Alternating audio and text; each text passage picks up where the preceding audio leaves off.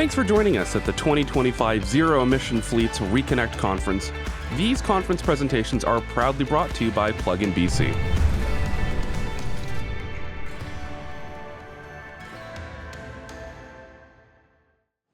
And joining me now is Sukhdeep Gill. He's the director of Cielo EV Charging Systems, joining us here at Zero Emissions Fleets Reconnect.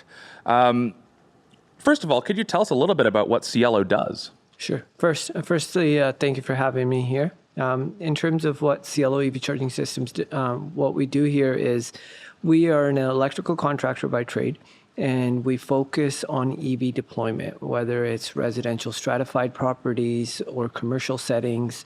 And now we're getting more and more requests for fleet EV charging. One of the things that I'm curious about is, as you look around the world, you're starting to see EV use, both privately and professionally, move up and up and up and up. So what are some of the key opportunities that you see for fleets that are looking to adopt electrification? And on top of that, how does smart charging technology help scale that transition effectively? Sure. Well, I think for fleets in particular, it all starts at planning initially from what their current needs are and where they see themselves in a few years from now. It's in terms of what their utilization of their vehicles is. So there should be a EV ready plan for the fleet completed as step one. And there are many technologies in terms of smart charging to alleviate whether it's capacity constraints or even just addressing site layout constraints. So overall, I think there's many different forms of power sharing, load management, energy management, and these technologies can greatly assist a fleet in their EV expansion. And I think overall, the benefits, not just from a reduction of installation costs, I think from these benefits could be in the sense of ongoing costs, what their energy costs are in terms of when they're charging these vehicles, the power levels that are being allotted to these vehicles, and so on and so forth. And you mentioned smart charging. What's the difference between regular charging and smart charging? Well, I think in terms of just think of it as the industry defines it as networked or non-networked. And what is now just commonly installed as network solutions, as in they're connected to the internet, whether it's cellular-based, Wi-Fi-based. And these systems can be used to control. So think of it as a throttle. There are certain times of day where there may be limited surplus power. So at these times, the output of these charging stations could be reduced based on the energy management system that's been deployed at a particular site. Then the major benefit right away is we don't have to increase the capacity to a certain site. We can work within the given tolerances. And overall, there could be additional benefits, whether it's demand mitigation to ensure that they're within a certain tolerance for their current BC Hydro billing rates. So that'll reduce their ongoing energy expenses, et cetera. You touched a little bit on load management and talking about kind of the tolerances within which you can do these kinds of things. As you know, one of the biggest challenges for fleet electrification is managing that electricity demand. So how does Cielo's load management technology actually help fleets optimize charging while minimizing those peak demand costs and strain on the electric grid? Sure. So in terms of how we help the overall clients is we have access to many different types of makes, models of charging station systems, et cetera. So we look at a site-specific needs and what their overall requirements are and the type of vehicles and what their future load growth looks like also, whether it's class A, medium duty, et cetera. And based on that, we will specify certain products, whether it's OCPP compliant, whether it's energy management or just power sharing requirements, whether it's AC charging or DC charging. So it really boils down to, there's no set formula to this. I think it'll boil down to site-specific conditions and what their current requirements are and where they see themselves in the future, whether it's 2 years, 5 years down the road. And those site-specific kind of bits and pieces of this that make this a complex solution, that's something that you help out with, right? Exactly. We are involved from the initial get-go when this is just a concept. It's when a fleet manager is just thinking of what the use case would be or how it would all be put together, whether it's an electrical review, whether it's the overall integration within their existing fleet, whether it's telematics. That's what it typically is. Initially, it's just an idea and it's a conversation, which then we get deeper into by whether it's conducting a review, planning, installation, design, etc. I think a lot of people are probably starting to get a little bit more familiar with what charging infrastructure looks like. We're starting to see them pop up at community centers, grocery store parking lots, even at some gas stations. But fleet charging tends to take a little bit of a different form. Between fleet charging and public charging, what is the difference? What are some of the considerations that have to be taken in mind when designing a charging strategy specifically for fleet operations? I think overall, when it comes to the fleet side of things, in comparison to public, where a general public member may require charging at 10 a.m., whereas fleets, we may be able to actually delay that charging to a later time, whether it's overnight charging or a certain time of day, a predefined time of day, because we would have more information on the use cycle of these vehicles, how much range they require, factoring in seasonal variation. So I think overall, the fleet charging can be very flexible for the most part. And this is always a big one, right? Cost. I want to talk a little bit about cost considerations for fleet charging infrastructure. That upfront cost, it can be a pretty hefty bill to pay. So what are some of the ways that organizations can help mitigate or reduce these costs? And how do you see the financing models for this evolve for fleet charging?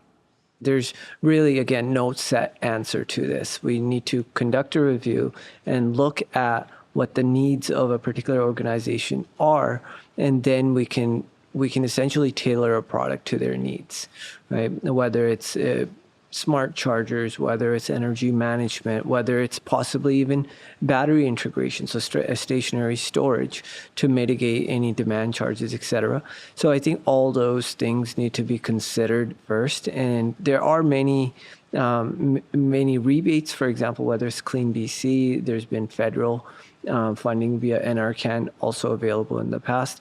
So there are rebate programs that are available to help, whether it's your EV ready plan for your fleet or the actual installation. And there's also rebates for the goods. The vehicles, yeah. Right? So overall, there are rebates in place, and then the BC low carbon fuel standard for any energy that's being dispensed towards these vehicles can, in a way, create a revenue once those credits are taken to market and sold. So overall, there are rebates and taking advantage of the BC LCFS, the acronym Low Carbon Fuel Standard. I think there are many things in place that a fleet operator could take advantage of, and of course, the lower operating costs, right? Like that's going to be a given. So you're kind of saying that it's a bit of a bullet to bite right now, but these are things that are going to be able to kind of pay off down the line. Exactly. I think overall there's the initial upfront cost is substantial, and it does require creativity, whether it's financing models, whether it's rebate programs, whether it's leasing, etc. But overall, I think just based on majority of the use cases, these are viable models, and I think they definitely help with the transition. And I think that's why the provincial governments and the federal governments have been funding these technologies. Fleet electrification is evolving rapidly. This entire field of electric vehicles, zero-emission vehicles, is evolving rapidly. In your eyes, what are some of the biggest trends in EV charging technology that fleet operators should be paying attention to over the next few years? Well, I think overall the standards are changing, whether it's integration of NACs, whether it's interoperability. We're seeing OCPP, and we're going to continue to see that from 1.6J to the 2.01, et cetera. So I think it has to be that you should be able to essentially have an open sourced product, right? So OCPP compliant, and you should be able to have the ability to change network operators. So a back-end manager, should you be not satisfied with your original selection, or should that original selection cease to exist in the future? And kind of one of my last big questions here is, as fleets start to pick up the EV, the torch, if you will, as they start to slowly expand that, how can they ensure that, as we talked about, this is a rapidly changing technology, how can fleet operators ensure that their charging infrastructure is future-proofed to accommodate for newer technologies? We're talking about enhancements to vehicle-to-grid, vehicle-to-infrastructure, or increasing vehicle ranges, larger battery sizes. How can they ensure that what they're investing in now is future-proofed? Well, I think overall, during the installation and the product selection stages, that's when those key decisions will need to be made, where we're making provisioning for future growth. If you have 10 ports installed, we should be planning for maybe twice as many or even 3 times as many. And in terms of equipment selection, I think, again, OCPP compliance should be a must across the board. And just looking at what the true needs for each site is. A client with multiple sites may have different site requirements, so they may end up with different hardware providers over those sites, subject to site conditions. So I think it won't be a one size fits all, and it won't be a cookie cutter approach. But overall, the key decisions will remain the same, whether it's interoperability, whether it's future growth, whether it's even the vehicle selection, the equipment location, cable lengths, all these things, because a certain vehicle may plug in at a certain spot, but then their newer model may have a different charging port location. So all these things, I think, will play key factors, and it will be something that would be reviewed on a case-by-case basis. And we've got about a minute here, so I just want to open it up to you, and I want to ask you, is there anything that you want to put out there that you want to say to people who might be watching or listening to this, who, maybe they're on the fence, maybe they're thinking about, maybe they're a fleet operator, maybe they want to move their fleet over, maybe they're part of a strata group and they want to start putting charging in. What would you say to somebody who is a little bit hesitant to jump in? They might not know where to go.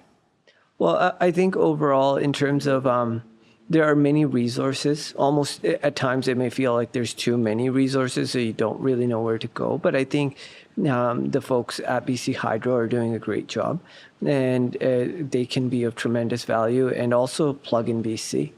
I think those are two nonpartisan groups to approach, right, rather than contractors or even engineer consultants right away, because I think they'll have an unbiased opinion in the sense of rather than pitching a particular hardware and that's the only piece of hardware that you may see. I think they'll help also with future planning, right? Like these are key things to essentially address right away rather than at a later date. All right, Sukhdeep, thanks so much for the time. Thanks for coming out. Hope you've been enjoying today's festivities, as it were. And hopefully we'll chat again soon. Thank you. Thank you for having me here. Thank you. Make sure to subscribe to our channel for more updates on fleet electrification and other sustainable transportation solutions. Thanks for watching the Go Electric Fleet Show.